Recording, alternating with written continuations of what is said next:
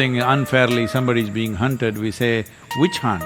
This comes from the term during the time of the Crusades. It is estimated they burnt over 6 million women alive over a period of probably 150 years or 200 years, I'm not very sure about that. But over a period of time, those crusade period, when somebody was very ambitiously spreading their religion, this is what happened.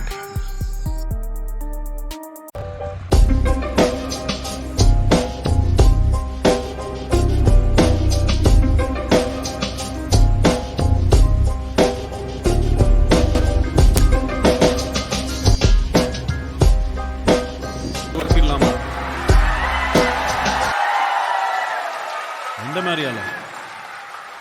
ஆனந்தாலே பண்ணிடலாமா? எல்லாரும் சொல்லுங்க பார்க்கலாம். அலே அலே அலே அலே அலே அலே அலே அலே. Yes, it is a fact that the worship of the divine in the feminine form was hugely prevalent in the present-day Europe, Arabia, Central Asia, all these places. But it has managed to live only in this part of Asia still. In other places, it's been violently uprooted. Well, maybe a better documented version of uprooting the divine feminine is, all of you have definitely heard of, witch hunting. That term is still being used today. If something unfairly somebody is being hunted, we say witch hunt. This comes from the term during the time of the Crusades. It is estimated they burnt over 6 million women alive over a period of probably 150 years or 200 years, I'm not very sure about that. But over a period of time, those crusade period, when somebody was very ambitiously spreading their religion, this is what happened. These women who were burnt like this, and many were simply burnt for various other reasons, but it was all just label somebody a witch, that's it, people will burn them down. Even today this practice is still there, unfortunately here and there. So who is a witch? In some way, when a woman displays, she's capable of doing something or knowing something beyond childbearing and cooking, she's a witch. Yes, that's how it was. So generally, the Devi temples always spawned women who are capable of other things. Right now we are breeding a new culture of Bairaginis and Devi sadhakas. The idea is to not just have red devils walking around in the ashram.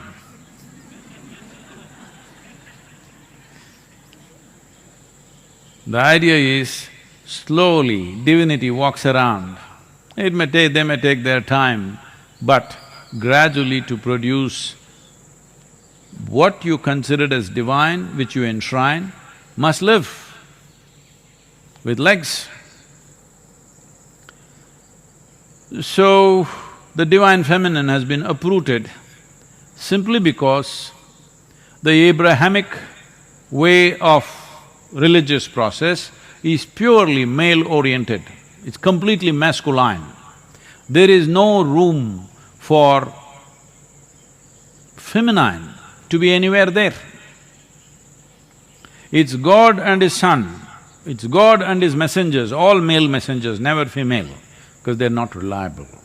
They may say something else, because they may know something else, that's the problem.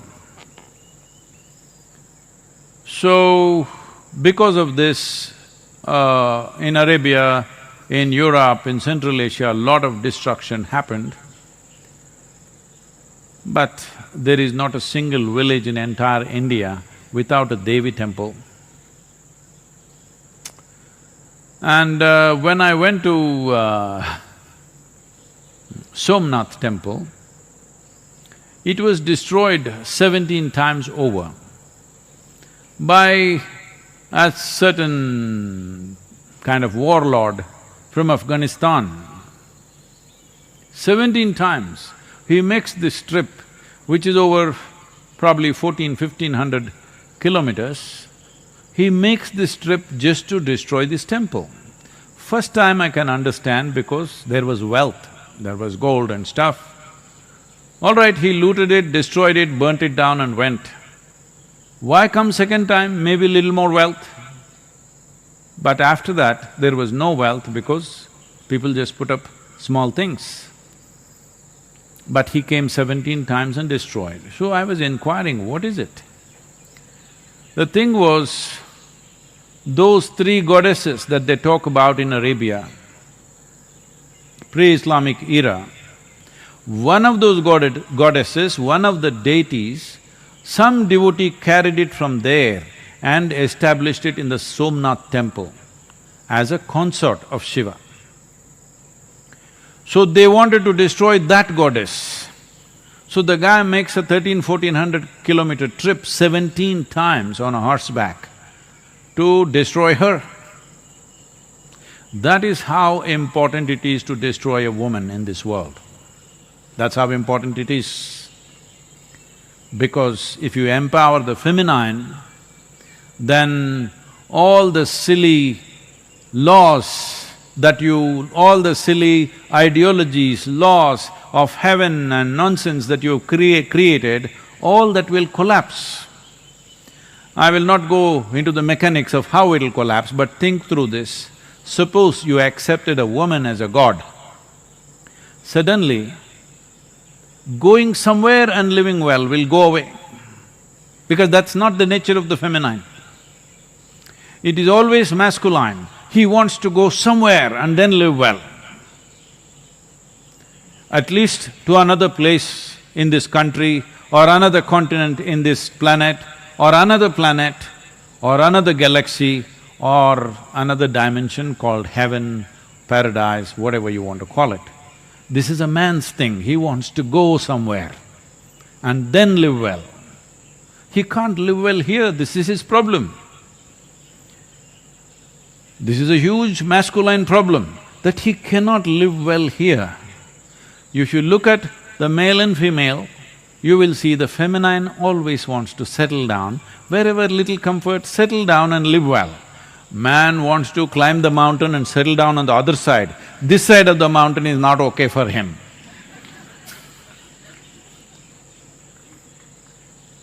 So, if you made a male god and a female god and they were together like Shiva, Parvati, something, you will not want to go anywhere.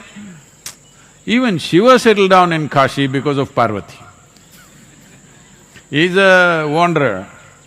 But during the winter months after he got married, he found she was finding it very difficult to be in high altitude in Himalayas. For her sake, he came down to Kashi, but then he also started liking it so much. For a long time, he did not go back. So, feminine always brings settling down. Masculine wants to propel somewhere. That propelling, too much propelling. We need some propelling, of course. Too much propelling is causing enormous destruction on all levels of life. Today, a whole lot of people have started philosophizing only because we overdid our economy, viruses come to neutralize our economy. I am not saying that. This is not the way to balance our economy or our activity. There are more sensible ways to do this. And one important way to do it is empower the feminine. You will see in many ways this propulsion will come down a little bit. Either you must be inward-oriented, then you can sit here. Or you are in some way bound to a woman, then you will sit here. Otherwise, single man, can't control him, he's all the time on. If you are inward oriented, very effortlessly you will sit, otherwise a woman can tie you down. In many ways, the economy and the destruction of the planet has still not gone to that place where it's not irreversible, simply because most men still need a woman. Very few men who can live without a woman. They are either ascetics, so no problem, or they are super ambitious tyrants, they are a problem. Yes. So, has Devi been destroyed? Well, I'm telling you, she's all over this country, in every village. There may be no temple for a male god in a village, but always there is a temple for a Devi. No Tamil Nadu village is without Mariamman. No Karnataka village is without Mari. Here, there she is Mari, here she is Mariamman, somewhere else she is Kali.